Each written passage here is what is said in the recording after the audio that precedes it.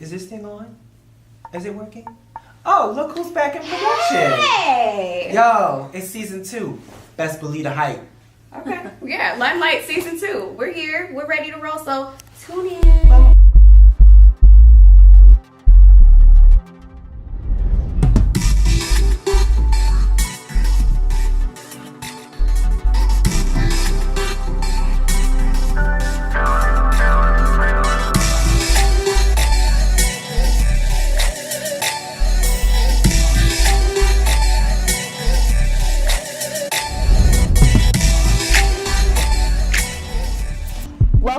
Welcome, you guys. We are back for season 2 of LaMay Day Limelight. Josh. Well, if you're tuning in for the very first time, just so you know, I am j.Pin.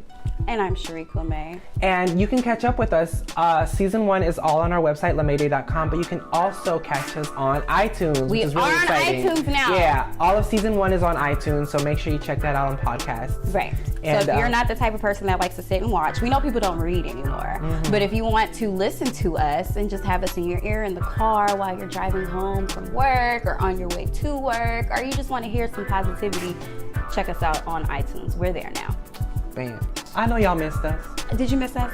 I know it's they been did. a while. Just a little while. Just a little while. And we missed you. Thank you for tuning in. Thank you for being, at this point, you're pretty patient. Part of the family. Yeah. And you're patient. Thank you for being patient. A production like this takes some time. It takes some planning. It takes a team. You know, we definitely have a cute little village helping get this together. So we're just thankful. We're thankful that we can do this, you know, a second go round and see, you know, what we can share with you. And we do plan on making things a lot bigger and better in season 2. So of course we're going to have interviews with awesome creatives, awesome, amazing people that we like to interact with and people we're going to meet. So I'm excited about that. Yeah. And then just all the tips and helpful things and tools that we learn along the way that we want to share with you guys. We're definitely looking forward to that. But how has your summer been? I had a very interesting summer, a very fun summer. I think the highlight of my summer, and I said this at the end of the first season, I went to Essence Festival, you know, and worked with that production this year, and that was a lot of fun. I got to see my girl Janet, you already know. But just overall, the festival and the production side of that was stellar. You know, shout out to my girl Jay Marcel. Who was the stage director for the Beauty and Style stage. But I learned a lot there, made some really great connections. So that was really fun this summer. And then we live in LA. So it's kind of we're blessed. Something happening every weekend. So honestly, summer was it was a lot of fun. Summer was summer in LA, right? It was exactly summer in LA. Yeah, well my summer, not as active. I actually did a lot of self-care this summer pertaining to my health. Nothing major, but stuff just to help the quality of life for me was really important this summer. And then, you know, I turned 30 this year, so that's already been mind-blowing just dealing with that. My first 30-year-old summer. That sounds like a book title. My first 30-year-old summer. I think you're onto something. I think, okay, bookmark that one. So just this summer, I didn't do too much, just a lot of family time, a lot of me time, and just like I said, just pertaining to my health, getting myself together, and chasing after my goals, and of course being ready to do season 2. Yeah. One of the things I really wanted us to talk about, and I know it's going to be a reoccurring topic, especially as we interview different creatives, is mental health. Yep. And it's become very severe, especially in the current climate that we live in. And I don't know, me personally, I'll just go from a personal perspective. I had a really rough summer. I'll just put it out there. Yeah. I had a rough summer, like I said, pertaining to my health and then just pertaining to my overall mental wellness. And it's very important to seek help, I think. And I think as I've become 30, one of the things that I know I have to stop doing is stop internalizing everything and stop keeping whatever pain I have inside of me a secret from everyone else, because I'm learning that it does me no good and it does no good to the people that are around me. Yeah. So I've been very vocal, not with the whole world, well I am now, but with my friends, and you and I even had a conversation. I said, Josh, I'm just not motivated right now. I feel lazy, and so I'm beating myself up for feeling lazy, and then that makes me more lazy, and then I feel overwhelmed, and I'm being pulled in all these different directions, and then I get behind on my workload, and it's a lot. And just even that brief conversation that you and I had, and just to hear you say, oh, me too, did wonders for me because I know I'm not alone. Right. And I'm like, okay, I'm going to just tell people. I'm just going to be honest. Like, I'm not in the right headspace right now. I'm not myself. I think people, there's such a stigma behind mental health. And I think just culturally, you know, within different cultural groups, like it's almost taboo. Like we just don't talk about that. Yeah. You know, there's a whole, you know, pray the stress away or anything like that. But like in our reality, sometimes it's very common. It's very common for people to have mental health issues. Believe it or not, 1 in 6 people are affected by mental health disorders in America alone. I believe it. 1 in 6. I believe That's a lot. I believe it. You know, and I can how only... many people in this room? Right. One of us. Right, exactly. You know, it's very common, and especially like as a creative, I think society puts a lot of pressure on us to like, well, why can't you have a regular job, or why can't you do this? Like, you know, we're constantly having to prove ourselves as, you know, we can make lucrative careers out of what we're passionate about, what we're really trying to do, and I think that certainly affects the mental health of the creative as a whole, you know, because you have so much to prove, and you want it to be right, you want to be successful at it, but you know, it's tough. Definitely, and I think a lot of it also has to do with social media. Yeah. Me personally, over the summer, I decided to just take a step back from social media. I've had people call me like, "Are you alive?" And I'm like, "Oh, thanks for calling." Yeah. Like, you do that? You make phone calls? Okay. You know, cool. But, you know, and that was eye-opening for me. Like, people started calling me to check on me. Yeah. Because I haven't been posting. It's almost on like Instagram. Social media is kind of like the marker of what's going on in your life, but right? Everything is such a facade. It is, and the thing about it is, if you don't post, then you must not be doing anything. Right. When, like, it's crazy to me how, you know, 10 years ago, that wasn't the case. Like, social media wasn't, like, so prevalent in the sense that if you're not on it, then, you know, God forbid you're not doing anything, or are you alive, you know? And it sucks because it's gotten to the point where we look at it every day. It's always around us. Like, even businesses, if you don't have social media with a business, like, it affects... Your business doesn't exist. Right, it doesn't exist. It doesn't work. And I was like, that, you know, that's crazy. And so what ends up happening is, I feel like we always revert to social media. We look at it every day, and what the most common effect of that is the habit of comparison. Yes. And comparison is a killer. Yes, it is. Of joy. Yes, it is. You know, because like you might assume, if you're looking at people through filters, that their life is all together, that they've got everything going on, but that's not the case. That's not, no. Like, I think a majority of people don't post what's going wrong in their life. They're gonna post what looks happy, what looks good. And I think a lot of people, you know, misinterpret that as like, what am I doing wrong? Why isn't my life looking like this? Yeah, and I noticed that, and I know that, and even though I know that, I still get trapped. Yeah. I still find myself scrolling for hours and hours, and the next thing you know, I'm not being productive, and then I'm not being productive, and then I beat myself up, and then I get overwhelmed, and then I just want to go to sleep. Yeah. Like, I just want to go to sleep, y'all. I would say talking helps, you know.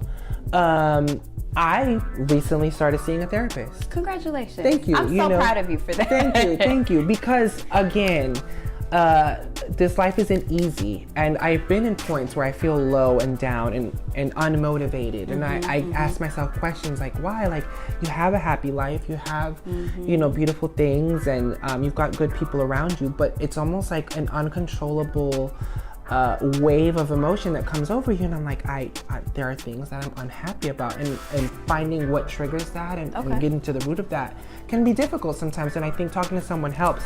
What have you learned from your therapist? Like, what are some of the tools? I'm curious. Well, one thing in particular that stuck with me, and I've only recently started seeing my therapist, but one thing in particular that stuck with me is like, when I have a tendency to beat myself up about a situation, and I look at myself negatively, and so like the thoughts that go through my head tend to be negative. And so my therapist taught me an exercise to like think about all the things that you say to yourself in those instances. Now put them outside of yourself and imagine if someone else was telling you those things. Okay. Would you be offended? And I said, absolutely. If somebody told me you should be able to handle this, you should be this and that, I'd be completely offended. Wow. And so he said, process that. If someone's telling you something that you would find offensive, don't tell yourself the same thing. Give me an example. An example could be, let's say you were working on a project and the outcome didn't come out to be what you wanted it to be, right? So in my head I'd be like, man, you could have done this better. You should have been able to handle that. What's wrong with you? You know? So picture somebody else telling me that, my response would be like, you don't know my life. You would be You don't know what I've been dealing with. Yeah. And so it takes that moment to recognize that and then reframe the wording. Okay. You can say things like, it could have been worse. I tried my best. These were the circumstances. You completed it.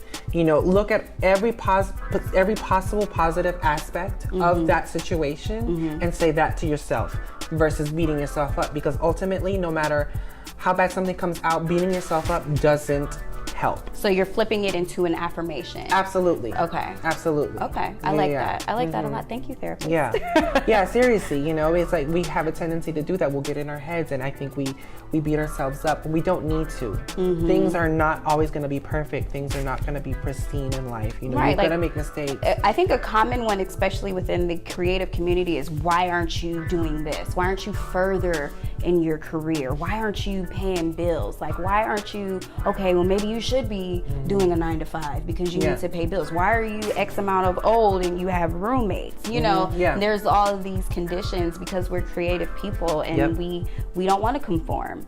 But conformity is constantly attacking us. Don't be afraid to talk. Don't hide everything because that ends up hurting us too. And don't expect people to be able to read you. Right. Because everyone else, the thing is, everyone is feeling it. So you think you're feeling it, your woe is me, but other people are going through their own issues and they may not be able to see it on you because they have their own mask on as well.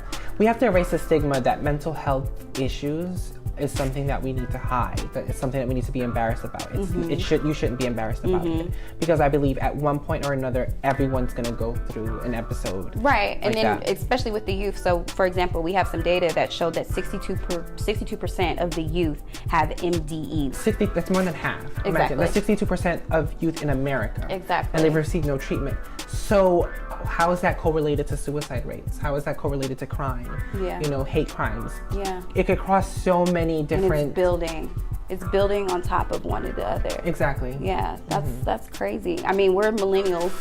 How do you feel about that, being called a millennial all the dang time and saying that we're so entitled and... Look, call me what you want.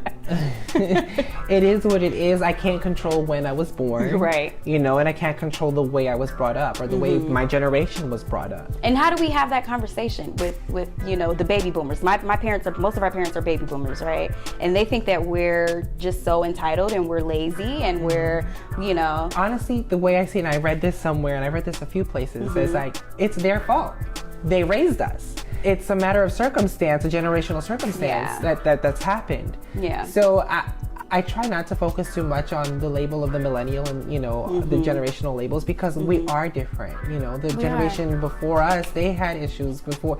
Every generation's gonna have their own thing. Like the same way that we look at Gen Xers. Yeah. It's just, we grow up in different times. Technology's a factor, social climate is a factor. So I feel like, Don't worry about that. Well, one of the things I've taught myself to do in regards to like the baby boomers, our parents, for example, that you have your own issues, right? Do you ever have the ability to look at a relative or your parent outside of yourself, outside of the relationship that you have with them, and be able to look at them as an individual person who had their own issues, who grew up and had things that they had to deal with in social circumstances? Definitely. My mom was an immigrant. When she came to the States, she was a teenager. So leaving one country and coming into a totally different one with a completely different culture, different language, I could imagine what life could have been for her when she was younger. Right. And then just growing up and trying to make a name for herself and be a part of society in America. I definitely look at that. I pay attention to that and understand that there's differences in, the way she was brought up and how I was brought up. I'm first generation American, so to me, this was that. I mean, obviously I had culture passed down, but ultimately I was American and I was already immersed in American society, so it's definitely something that you should pay attention to. I think it would also help relationships between like our parents to identify, to understand where they come from and what their experiences were. It definitely helped the relationship with my parents and it helped me to be able to speak with them on a certain level, and for them to be able to speak with me on a certain level because I empathize, I understand, and I have my own issues within my generation and you had yours and you raised me I don't think I came out that bad. Right, you know. But yeah, you're trying your best. We can talk about it all the time, but we'll definitely be touching on mental health throughout this season because I think, again, what we're going through with the elections and the politics and everything, it's your livelihood. Yeah, it's your livelihood, and we have to take ownership of it. But again, don't be afraid to ask for help. Yeah, asking for help is very key. But aside from that, just on a lighter note, I'm really excited about season 2. I'm glad we've come to this point where we can do season 2. It's definitely not easy, but I want to continue to have these types of discussions and types of tips, and we'll definitely be posting things on our Instagram in regards to mental health and creativity and just helping within your career. Yeah, because once you have that, you have first take care of you first. Focus, then everything else will kind of fall into play. Everything as far as your career, your relationships, relationships. All of that kind of falls in line once you take care of you on the inside. Definitely. I'm not perfect, but I'm definitely getting there. Bam. Yeah. So make sure you guys stay tuned for season 2. We have a lot of awesome things coming up. We've got some great guests. Amazing guests. Just wait till you see who's on the roster this season. Yes. We're taking it. We elevating. We're going up. We're going up. Make sure you subscribe to our YouTube channel as well and check out all the other wonderful things we have on LaMayday.com. Let us know if there's anything that you guys want to talk about, anything you want us to cover, or anybody you want us to interview. We're going to bring them on in. We love to be creative, and we love creatives. That's what this is all about. So, again, I'm Sharíck LaMay. I'm j.Pin. And you're watching LaMay Day Limelight. Thank you, guys.